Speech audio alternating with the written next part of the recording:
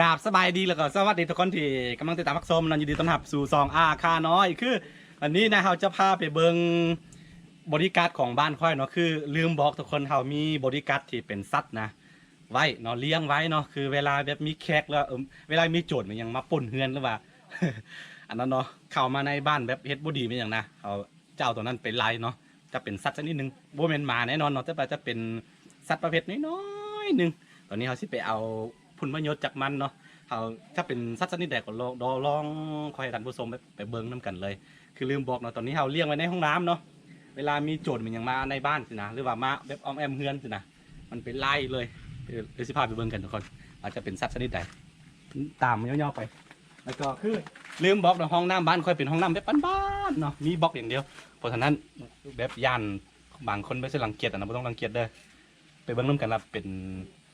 สิบพาไปเบิ่งน้ำกันว่ามันจะเป็นสัตว์ชนิดใดเนาะแต่ว่าสัตว์ที่มีพิษแน่นอนเนาะ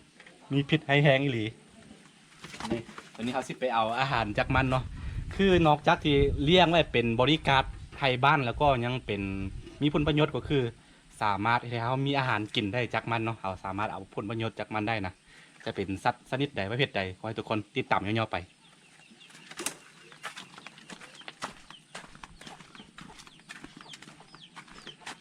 อันนี้ก็เป็นบริการคือกันเนาะบริการเลี้ยงไว้แต่ว่าตัวนี้นี่บ่ปันใดเพราะว่ามันบ่มีพิษนะเวลาโดนกัดมันอย่างกะไปซักยาก็ดีแต่ว่าตัวนี้มันให้แห้งเนาะนี่คือห้องน้ำเนาะห้องน้ำคือบ่ว่าห้องน้ำจะเป็นแบบห้องน้ำแบบ5 ดาวหรือว่าห้องน้ำแบบธรรมดาสุดท้ายเขาก็เวลาเกิดขึ้นกันเนาะโอเคแล้วเข้ามาเดี๋ยวทุกคนนี่แหละคือเขาบ่ได้เลี้ยงมันนะคือเขาปะจากนี้เราก็มันเข้ามาเองเนาะตอนนี้เขาเอากินรอบที่ซีแล้วเพราะว่ามันนี่แบบนี้เนาะเวลามันใกล้บ่อน้ำแล้วก็อยู่ข้างหลังบ้านจะมีแบบเกสรดอกไม้มันยังออกหลายนะดอกไม้นะดอกไม้จากต้นเต่าเนาะแล้วก็มันไปดูดเอาตัวน้ำหวานหรือว่าเกสรยังไม่เห็ดอยู่พี่เนาะมันคืออย่างบูมันน่าจะมืดโอเคทุกคนสังเกตกันแล้วกัน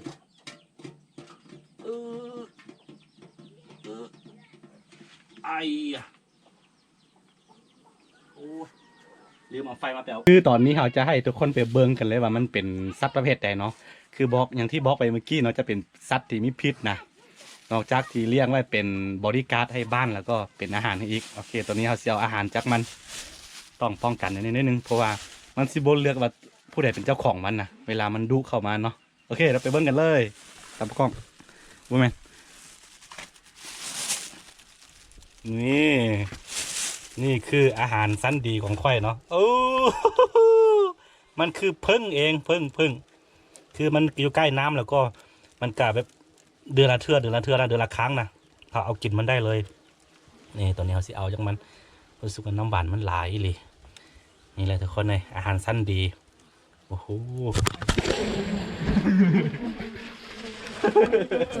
โดนมันต่อย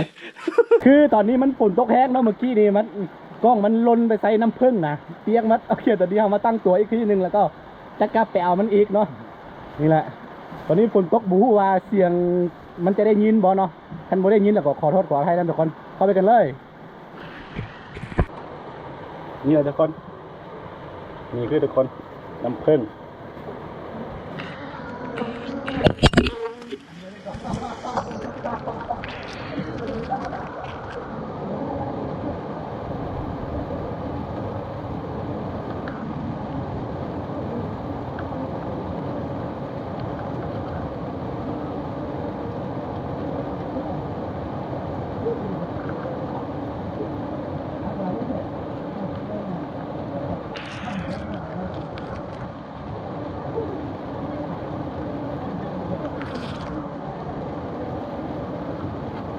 ไม่รู้ภาษีไม่รู้ภาษีแหละ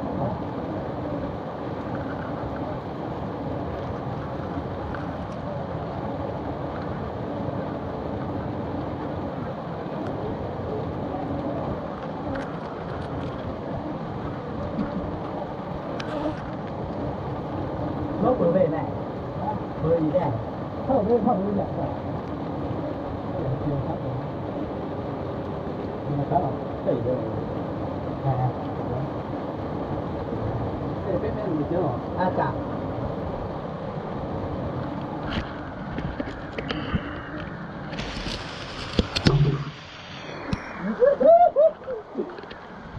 ซื้อมาให้ดูคือตอนนี้จะให้นะเนาะ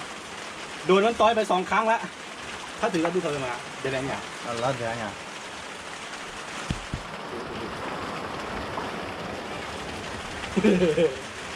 มา这嘛自己啊拉红端呀ตาตรงเอาตรงทำนั่นเองตาตรงไอ้ยาเด็กเพิ่งปัดมีแค่ไหน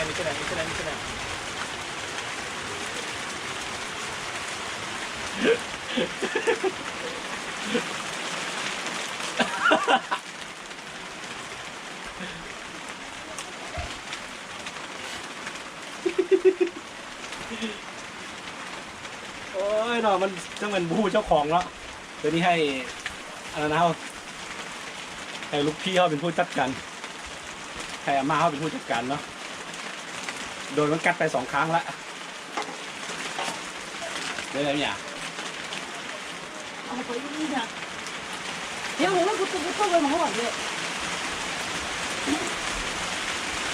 ฝนตกตัวก็แล้วฝนตก要听了分享哪里？สบายเลยให้เลยนี่莎莎，莎莎，要听我做处理呢。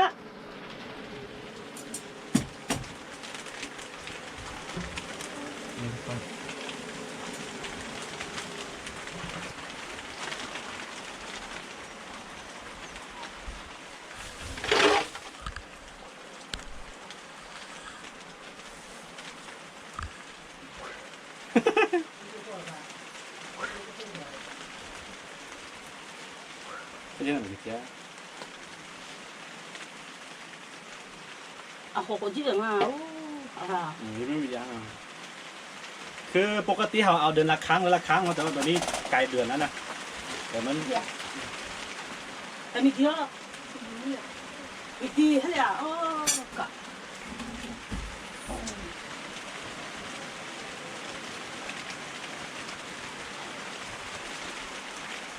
เอาว่าเป็นบริการให้บ้าน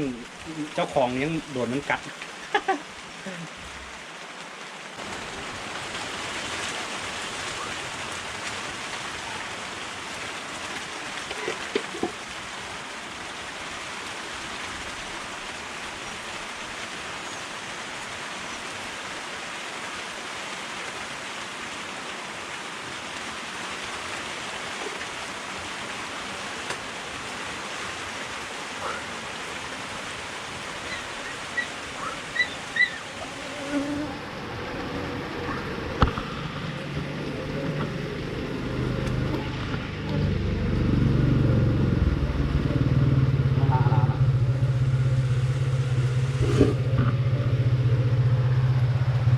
วันนี้ยามาเพื่อนกำลังจัดการทุกคนเลย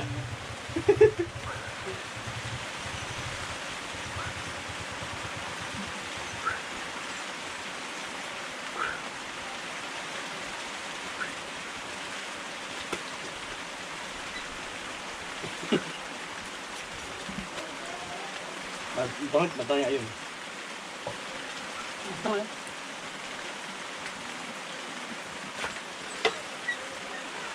tìm thì rất là con rất là bãi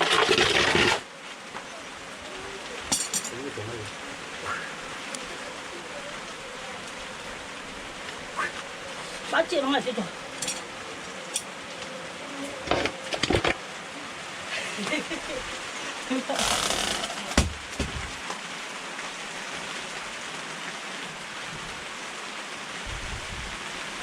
และนี่คือหน้าตาของอาหารจับอันบริการของเขาเนาะบริการตีเลี้ยงไว้หน้าบ้านเนาะเลี้ยงไว้ในห้องน้ำเด้นี่โอ้มันพอดีช่วงนี้เป็นช่วงที่เข้าเดือนนั้นเดือน7แล้วเนาะก็เลยว่าบ่ค่อยมีน้ำหลายบันไดนี่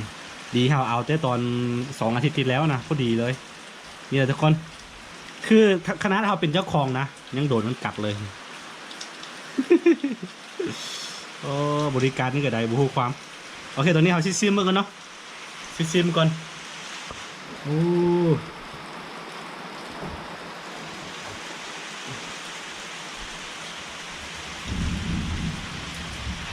นี่ทุกคน阿妈干嘛讲？哎呀，妈妈，然后给伯伯，然后呢？ คือจริงๆเขาชื่อไปเอานั่นแหละพวก 你们呢？ บ่ไหวโดนมันตดโดนมันกัดไป2 ครั้งมันก็ให้นี่อาม่าเขาเป็นผู้เอา 你们你们 ตาเขาบอกว่าเขาจะออกกล้องเพราะว่าเขาเป็นผู้เอาเออ 是的。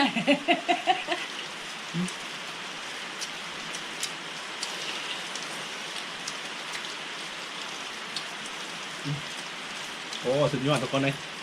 ถึงที่มันบ่ซีบ่เป็นน้ำผึ้งเดือน5ก็แล้วแต่ว่ามันก็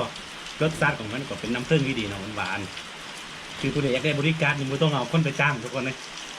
จำพวกบริษัทแล้วว่าห้างดังๆเลยนะเอาตรงนี้ไปเลี้ยงไว้จัก4 ห้าง6 ห้าง7 ห้างแบบนี้นะสบายเลยตึกใหญ่ๆตึกใหญ่ๆนี่ประมาณ4-5 ห้างนี่สบายเนาะถึงบริการให้เขาได้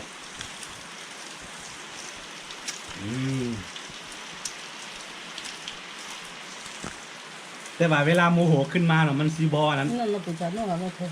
เวลาโมโหขึ้นมามันซีบเลือกว่าผู้ใดเป็นเจ้าของมันนะ เอ้ยเนาะโอเคเว้ามวนๆทุกคนเลยพอดีมันอันนี้มันเป็นคกตามเข้าประปาของอาคารนะตามข้อทีของอาคารแล้วก็เอาทิ้งไว้ในห้องน้ำแล้วก็มันเข้ามาเองเนาะเข้ามาได้5-6-7 เดือนนะอันนี้ครั้งที่4แล้วเขาเอากินเอาน้ำผึ้ง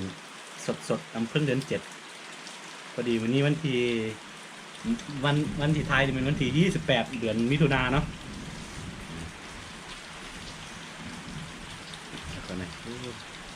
ตัวออนมาจากนี่นะต้องไปแปะให้กินเป็นมกกินก็ได้บีบเอาน้ำมันใช่ป่ะอันนี้เป็นคนแพ้เนาะอันไหนที่มีธาตุโปรตีนสูงๆเป็นพวกตัวด้วงตัวนี้เนาะตัวนอนตัวตอมันยังกินอยู่ได้เลยกินได้ในน้ำของมันเป็นยังไงลูกพี่เขานะ อันนี้คืออาม่าเนาะอาม่าเนี่ยภาษาอาคาเวลาคำอาม่าในภาษาอาคาแปลว่าเป็นแม่เนาะแต่ว่าอาม่าในภาษาจีนภาษาฮอมันจะตามไปคนละแบบ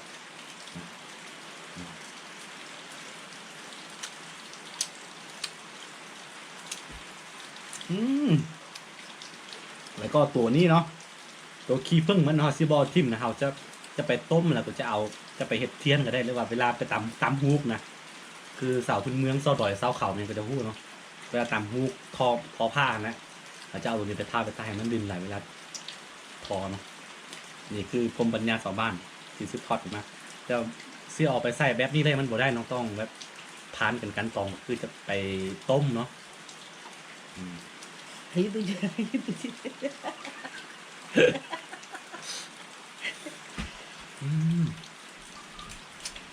งูโมพิตะกองน้ำผึ้งแท้ๆ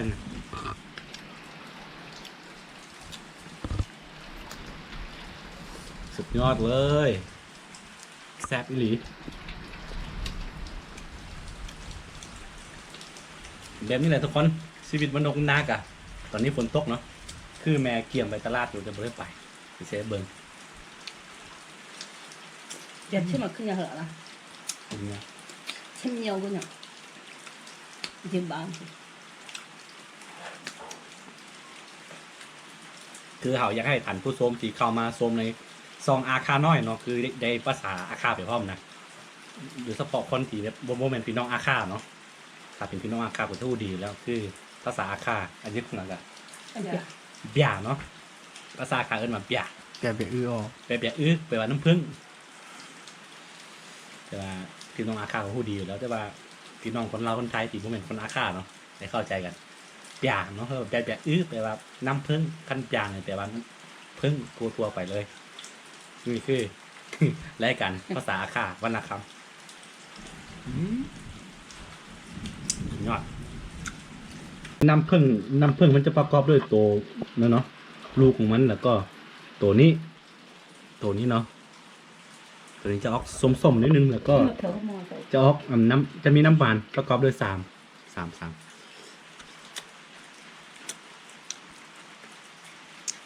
ตัวนี้จะแซ่บว่าแซ่บมันขึ้นกับเกสรว่าดอกไม้ที่มันเป็นดูดออกมันมีหลายขั้นตอนธรรมศาสตร์สร้างขึ้นมาโอ้ย กินข้าวสุดท้ายทุกคนเลย